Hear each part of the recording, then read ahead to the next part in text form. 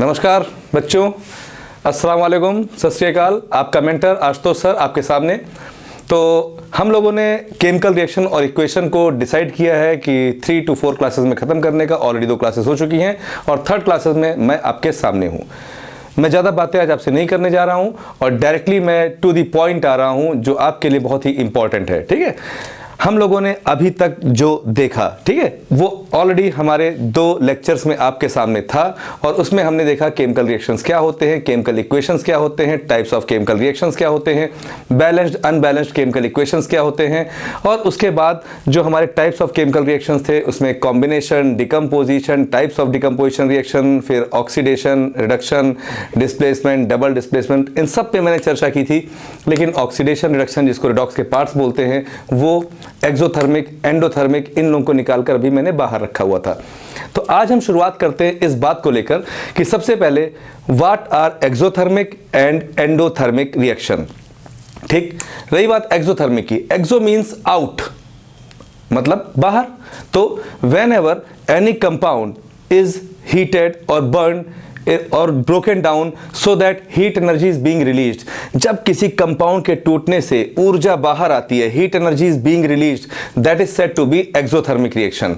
while there are certain reactions in which heat energy is involved, जिसमें heat energy utilise होती है to bring about the chemical change, that is known as endothermic reaction. So that means in exothermic reaction heat is being released and in endothermic reaction heat energy is being involved. अगर हम बात करते हैं कि इसके example की, तो सबसे बढ़िया एग्जाम्पल आपके सामने है photosynthesis and respiration. Respiration is a catabolic process, respiration एक कैटाबॉलिक प्रोसेस है। और अगर हम डिफाइन करें तो ब्रीथिंग और रेस्पिरेशन में थोड़ा सा डिफरेंस है। जैसे अगर हम ब्रीथिंग के बारे में कहें कि ब्रीथिंग क्या होता है, तो एक शायरी से हम आपको पहले बताते हैं कि if you breathe you will respire, if you don't breathe you will expire। अगर आप सांस लोगे तो आप जीवित रहोगे, आप सांस नहीं लोगे तो आप मर जाओगे। तो दैट मीन्स इंसान नहीं एक्सपायर होता है, इंसान की सांसें एक्सपायर होती हैं। ठीक है, बात समझ में आ रही है। तो breathing is a physical process, breathing एक फिजिकल प्रोसेस है during which exchange of oxygen and carbon dioxide takes place between the outer environment and the alveoli of the lungs। ठीक है, this is breathing, it is a simple physical process। while respiration, जहां breathing खत्म होता है उसी के बाद से respiration की कड़ी शुरू होती है। respiration may be defined as the breakdown of the complex organic food molecules in the presence of inhaled oxygen। जो हमने सांस लिया है, वो सांस में जो ऑक्सीजन लिया है, वो ऑक्सीजन जब शरीर के अंदर जाता है और हमारे भोजन को तोड़ता है और उससे जो एनर्जी रिलीज होती है उसी को हम लोग रेस्पिरेशन या हिंदी में श्वसन कहते हैं। तो रेस्पिरेशन में be defined as the breakdown of the complex organic food molecules inside the body of a living organism to give out carbon dioxide, water vapour as well as energy in the form of ATP, that is adenosine triphosphate. Clear? Okay. अब ये जो energy होता है ना, इसलिए तो ATP को हम कहते हैं energy currency of the cell, and mitochondria वो होता है जिसे power house of the cell कहते हैं, बिकॉज रेस्पिरेशन अकर्स देयर, क्योंकि वहीं पर बेसिकली वो रेस्पिरेशन होता है। ठीक है, और एनर्जी हमारी रिलीज होती है। ठीक, तो अब हम बात कर रहे हैं कि एक्सोथर्मिक एंडोथर्मिक में एक्सोथर्मिक जो है वो रेस्पिरेशन है, तो एंडोथर्मिक क्या हुआ? एंडोथर्मिक इज फोटोसिंथेसिस, क्योंकि सनलाइट आती है ना, इन the presence of sunlight plant prepare their food, तो सनलाइट प्रोवाइड देम हीट ना, सनलाइट की जो हीट मिलती है that is required for the formation of food, that is the formation of glucose, that is C6H12O6। तो क्या होता है कि प्लांट्स हैव क्लोरोफिल, प्लांट के पास क्या होता है? क्लोरोफिल होता है। They intake water from the bottom, अपने ग्राउंड से नीचे से वो लोग क्या लेते हैं? वाटर लेते हैं। दे टेक कार्बन डाइऑक्साइड, वो कार्बन डाइऑक्साइड लेते हैं। And when they take heat energy by sunlight, तो क्या होता है? They form glucose. तो photosynthesis is an endothermic process and respiration is an exothermic process. ये तो वो 2 प्रोसेस हो गए। अब इसके बाद सबसे ज्यादा जो आप लोग प्रॉब्लम फेस कर रहे हैं, क्योंकि ये मैक्सिमम चीजें आप लोगों ने अपने स्कूल में पढ़ी होंगी या फिर और भी लेक्चर्स में देखे होंगे, सुने होंगे, लेकिन सबसे ज्यादा प्रॉब्लम ये आ रही है कि you are facing the problem in writing the chemical reaction. तो मैंने आपके लिए पहले से यहां पर सारी केमिकल रिएक्शन लिखी हुई है और ऐसे क्वेश्चन हमारे लिए बहुत इंपॉर्टेंट होंगे। क्या होंगे? What happens when magnesium is treated with oxygen. क्या होगा जब मैग्नीशियम ऑक्सीजन से ट्रीट किया जाएगा या magnesium ribbon is burn in the presence of oxygen? तो when magnesium is burn in the presence of oxygen then magnesium oxide is being formed. क्या बनेगा? Magnesium oxide. This very important reaction, all the reactions are coming from the activities. सारी reactions आपकी NCERT और activities से आएंगी जिन पर आपको focus करना है। तो जब मैग्नीशियम का सिंबल Mg, ये ऑक्सीजन से रिएक्शन करेगा, जलेगा उसके प्रेजेंस में, तो मैग्नीशियम ऑक्साइड बनेगा। मैं इसको बैलेंस नहीं कर रहा हूं, आप इसको आराम से बैलेंस कर सकते हैं, फिर भी एक मैं दिखा दे रहा हूं आपको। फॉर एग्जांपल 2Mg और यहां पर 2MgO। Now what happens when zinc is treated with sulphuric acid? किसी भी एसिड से जिंक ट्रीट करेगा, सल्फ्यूरिक एसिड से, हाइड्रोक्लोरिक एसिड से, नाइट्रिक एसिड से, वो क्या बनाएगा? जिंक का सॉल्ट बनेगा। तो यहां पर क्या होगा? When zinc will be treated with sulphuric acid, तो ये स्प्लिटिंग होगी, ये इसका पॉजिटिव पार्ट है और ये इसका निगेटिव पार्ट है। तो जिंक जो है मेटल है, ठीक है, और मेटल हमेशा इलेक्ट्रोपॉजिटिव होता है, तो इट विल डिस्प्लेस हाइड्रोजन, ये यहां से हाइड्रोजन को डिस्प्लेस कर देगा। वैसे भी देखते हो ना आप लोग एक्टिविटी सीरीज में क्या होता है कि zinc is more reactive than hydrogen, तो those elements which are more reactive than hydrogen they are placed above the hydrogen, and those elements which are less reactive than hydrogen they are placed below the hydrogen। ठीक, ऐसी condition में zinc जो है वो hydrogen को displace कर देगा और क्या बन जाएगा? यहाँ पे zinc sulphate and hydrogen gas will be released. तो क्या होता है, एक हमने टेस्ट ट्यूब लिया, अगर हमें पता करना है, ठीक है, एक टेस्ट ट्यूब लिया, टेस्ट ट्यूब के अंदर हमने क्या डाल दिया? Zinc granules. क्या डाल दिया? जिंक ग्रैन्यूल्स, जिंक के टुकड़े डाल दिए, और उसके अंदर हमने क्या डाल दिया? Dilute hydrochloric acid. हमने डाल दिया डाइल्यूट हाइड्रोक्लोरिक एसिड। थोड़ी देर बाद यहां से एक गैस निकलनी शुरू होगी, वो गैस होगी कलरलेस, ऑर्डरलेस, टेस्टलेस। हम कैसे जान पाएंगे कौन सी गैस निकलेगी? Just bring a match stick, एक बर्निंग मैच स्टिक इसके पास लेके आओगे, ठीक है, और वो जैसे ही मैच स्टिक लाओगे, पॉप, एक आवाज आएगी, पॉप, इसे कहेंगे पॉप साउंड, ठीक है, the pop sound will come out, ठीक है। This indicates the presence of hydrogen, ये बताएगा कि यहां से हाइड्रोजन गैस लिबरेट हो रही है, ठीक। और ये जो रिएक्शन बन रही है वो बन रही है Zn plus HCl gives ZnCl2 plus H2, clear. और ये क्या बन रहा है? Zinc chloride. अगर हम इसी हाइड्रोक्लोरिक एसिड की जगह पर हम यहाँ पे सल्फ्यूरिक एसिड रखते हैं तो जिंक सल्फेट बनेगा और हाइड्रोजन गैस निकलेगी। अगर हमने जिंक का सोडियम हाइड्रोक्साइड से रिएक्शन करा, वेरी इंपॉर्टेंट रिएक्शन, सबसे ज्यादा बच्चे इसी में कंफ्यूज होते हैं, तो ये बनेगा sodium zincate Na2ZnO2। This is sodium zincate, sodium zincate.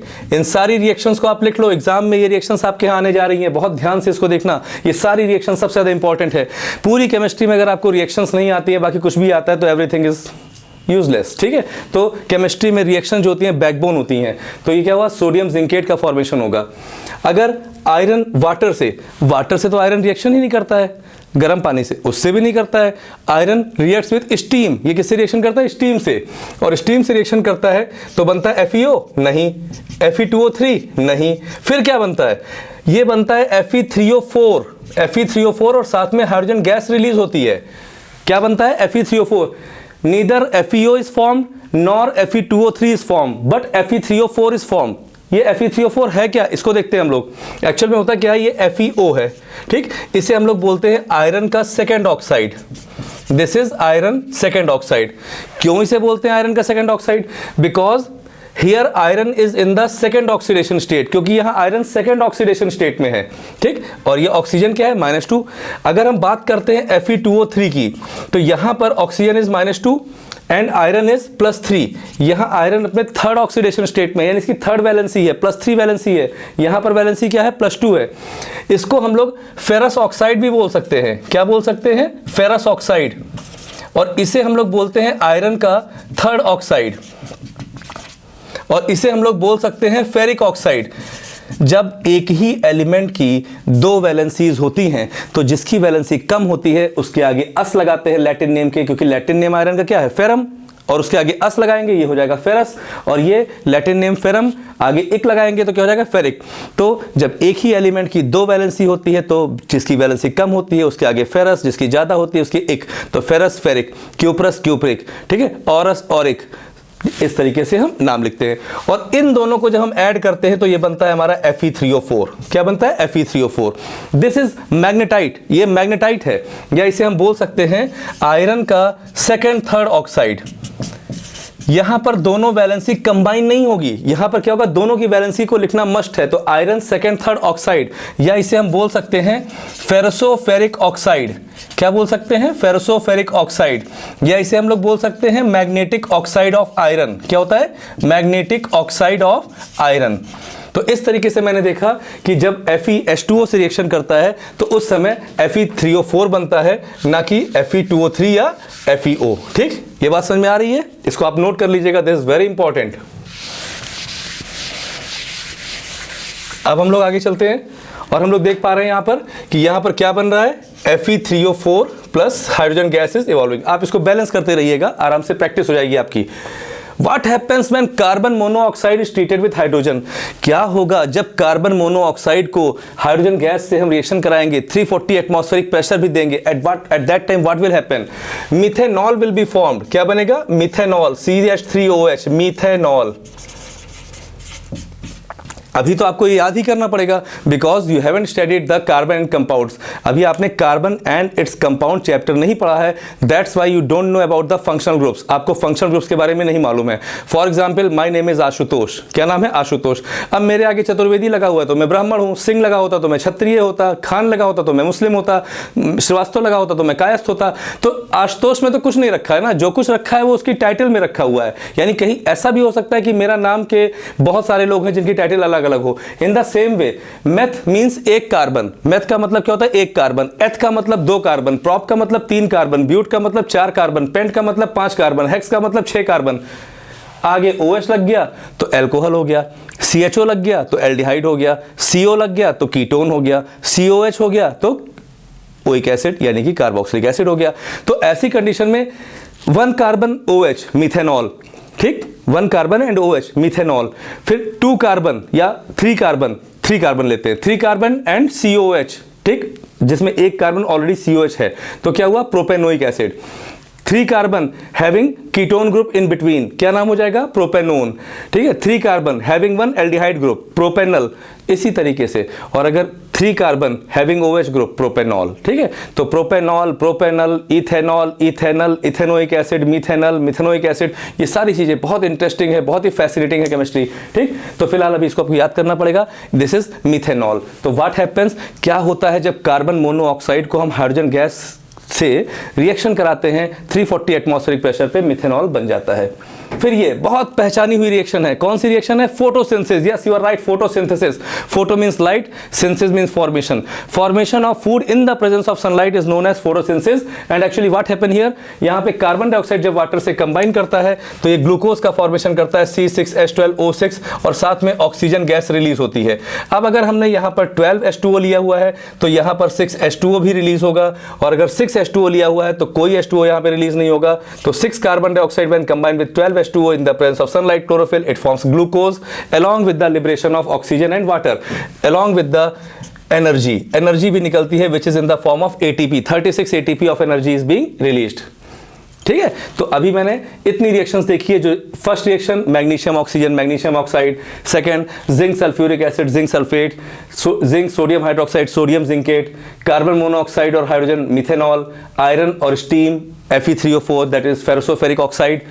अब क्या होगा जब चूने को हम पानी में डाल देंगे? बचपन से आप लोग देखते होंगे जब चूने को पानी में डाला जाता है तो बुलबुला फूटता है। It is a highly exothermic reaction, बहुत ज्यादा एनर्जी रिलीज होती है। सो ये एक्सोथर्मिक रिएक्शन है, और क्या बन जाता है? इट फॉर्म्स CaOH का होल ट्वाइस, कैल्शियम हाइड्रोक्साइड बन जाता है, जिसे हम पोताई कहते हैं। क्या बोलते हैं? पोताई। इसी पोताई को दीवार पे जब हम कर देते हैं तो वो एटमॉस्फेयर के CO2 से रिएक्शन करके फर्दर, ये देख लेते हैं अलग से इसको कि what happens when lime water, इसको हम लोग लाइम वाटर भी बोलते हैं, इसको हम लोग स्लेक्ड लाइम भी बोलते हैं, इसको हम लोग कैल्शियम हाइड्रोक्साइड भी बोलते हैं। तो क्या होता है जब ये कार्बन डाइऑक्साइड से रिएक्शन करता है? It forms calcium carbonate, CaCO3 बन जाता है, CaCO3, और साथ में वाटर इज बीइंग रिलीज। ठीक है, क्या होगा अगर हम इसको क्लोरीन से रिएक्शन करा देंगे? That means what happens when chlorine is passed over lime water. जब क्लोरीन के ऊपर क्लोरीन हम लाइम वाटर के ऊपर पास करेंगे तो क्या बन जाएगा? कुछ नहीं, it will form calcium chloride and calcium oxychloride, CaOCl2। ठीक है, दैट इज ब्लीचिंग पाउडर। क्या बनता है? Bleaching powder. तो हम जान पा रहे हैं कि जब चूने को हम पानी में डालते हैं तो क्या बनता है? Slaked lime, that is calcium hydroxide. अगर CO2 पास कराते हैं तो बनता है कैल्शियम कार्बोनेट, अगर क्लोरीन पास कराते हैं तो क्या बनता है, bleaching powder and calcium chloride. ठीक है, हम थोड़ा जल्दी अपनी बात को और फास्ट रिएक्शन लेके चल रहे हैं। मीथेन, जब मीथेन ऑक्सीजन के प्रेजेंस में बर्न करता है तो क्या होता है, CO2 plus H2O, this is combustion reaction. Combustion reaction में be defined as the reaction in which any type of hydrocarbon when burn in the presence of oxygen it gives out carbon dioxide water along with the heat and light energy. ये हम देख पा रहे हैं respiration की equation है। जो photosynthesis है उसका जस्ट अपोजिट रेस्पिरेशन है, और रेस्पिरेशन में जो इस्तेमाल होता है रिएक्टेंट साइड में, फोटोसिंथेसिस में, रेस्पिरेशन में वो बाहर निकल के आता है। और हम देख पा रहे हैं कि यहां पे carbon dioxide of water release हो रहा है along with the energy in the form of ATP। ठीक है, this is respiration and this is photosynthesis. What happens when ferrous sulphate is heated, very very important question, बहुत strong question है, बहुत ही अच्छा question है। When 2 molecules of ferrous sulphate is being heated it forms Fe2O3 plus SO2 plus SO3। ये दो gases release होती हैं, sulphur dioxide along with the formation of Fe2O3।